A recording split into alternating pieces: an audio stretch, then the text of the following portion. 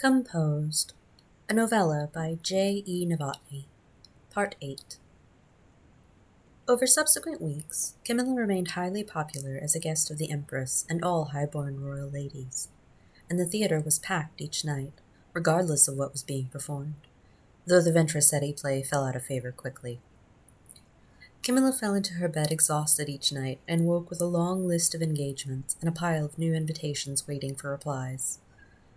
For 3 weeks after Marta's dinner, Camilla had no opportunities to sneak away to the clearing or the little hunting cottage. As she thought of escaping to the woods with longing after the Saturday night performance, 2 encores which included 3 more songs from her composer, at which both the Emperor and the Empress had been present, her thoughts drifted not to playing, but to the composer himself. She missed him.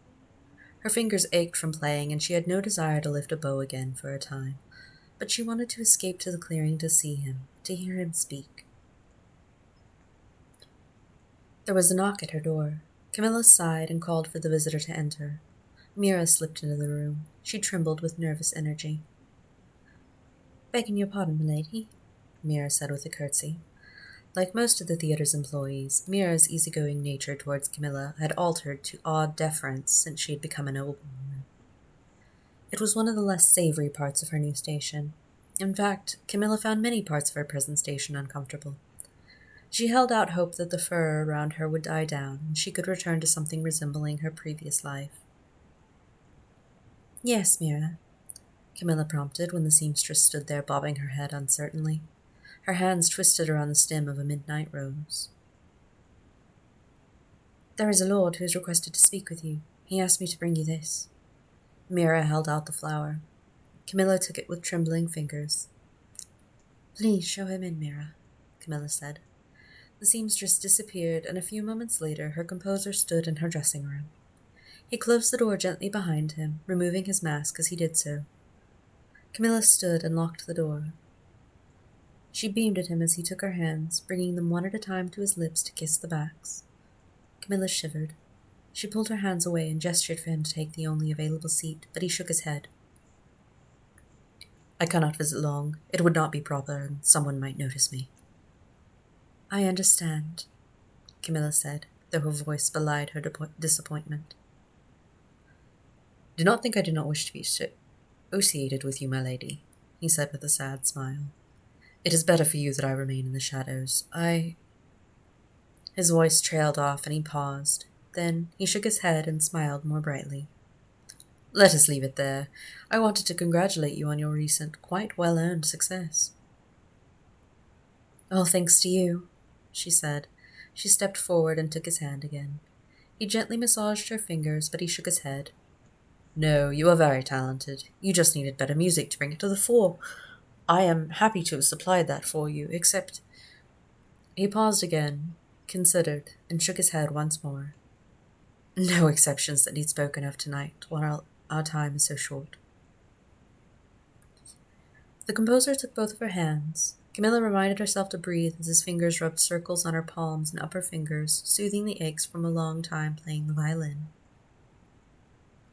"Shall I see you soon at the hunting cottage?" he asked. "I'll try to come tomorrow morning," she said immediately. It hadn't really been on her mind, but she could send a missive to Lady Narcissa that she couldn't attend her tea after all. Surely that was one of the perks of being a noblewoman. "Excellent. There is much I would like to discuss with you about the future." The two stood in silence for several minutes, simply holding hands. Without quite knowing how it happened, Camilla or the composer or both moved forward, their hands still clasped between them, but now their faces were very close together. His voice was a whisper when he spoke next to say, "I have missed you." Instead of speaking, Camilla closed the gap between them, pressing her lips to his for the briefest of moments before her better judgment kicked in and she pulled away, moving to the far side of the room, which, admittedly, was not very far. "Forgive me," they said at the same time. Then Camilla laughed, and the composer's soft chuckle joined her laughter. "It was forward of me, but I had to do that," Camilla said as their laughter died. "I am not sorry that you did. I will leave you in peace for the evening. Until tomorrow, my muse," he said with a bow, He replaced his mask on his face and stepped out of the room. Dmitri only made it a little way down the hall before he stopped short, all happiness and color drained from him as he faced the Emperor. Dmitri bowed deeply, removing his mask as he did so. He stayed low, awaiting the Emperor's okay to rise. It did not come. As I suspected. The Emperor's voice was low and cold. I had hoped that you wouldn't ruin the life of yet another young woman, but I see that hope was futile. Please, your Majesty, she does not know. Know what? The Emperor interrupted. About your prior sins? About the ban on your music? That the fact of her playing flies in the face of my direct order? I should not have allowed this to continue with my suspicions as they were. Once again you have put me in a very awkward position, Dmitri, and I am not inclined to be lenient. Sire, she only recently learned my name, Dmitri said quietly. He kept his head down, his back bent. He had not been told to stand, so he would not. He would abase himself if needed. Not for himself, for her. Please, your Majesty, any punishment should be visited on my head, not hers. She does not understand, does not know. Do what you will with me, but please, I beg you, do not punish Lady Camilla. There was a long pause. Dmitri's back began to ache. Rise, Lord Dmitri, the Emperor said with a long-suffering sigh. Dmitri stood, maskless, before the Emperor. You will go far away from here.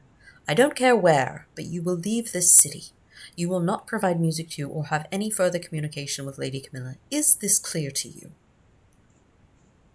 1,000 things rose to his mind to say in answer, but they all came from a place of anger and sadness. The only thing he could say without damning her, he felt, was this. May I say goodbye? No. Dmitri bowed again. All is clear, your Majesty. I will make preparations to depart tomorrow morning. That is acceptable. The Emperor leaned in close to him and muttered, Do not even think of attempting to flee with her at your side. I will not have you ruin her life as you ruined Anya's. Go. Dmitri fled the theater. He thought he heard his brother call out to him on his way through the lobby, but Dmitri kept his head down and continued on his way. The Emperor would inform his brother of the situation soon enough. There was no need for Dmitri to do so. He went first to his studio, where he wrote a hasty letter. He took the letter to the hunting cottage, pausing along the way to pluck another midnight rose. He laid the letter and the rose on the little wooden table. The cottage was dark and cold. Dmitri stood there a moment, remembering the all too few meetings he'd had with the violinist there. Innocent. All innocence between them. Even the brief touch of lips in the dressing room had been innocent, though he had known better than to visit her there. He'd known, and he'd gone anyway. Dmitri ran a hand through his hair and sighed. Regret would do him no good now. It had not helped him when Anya's family cast her into a convent either.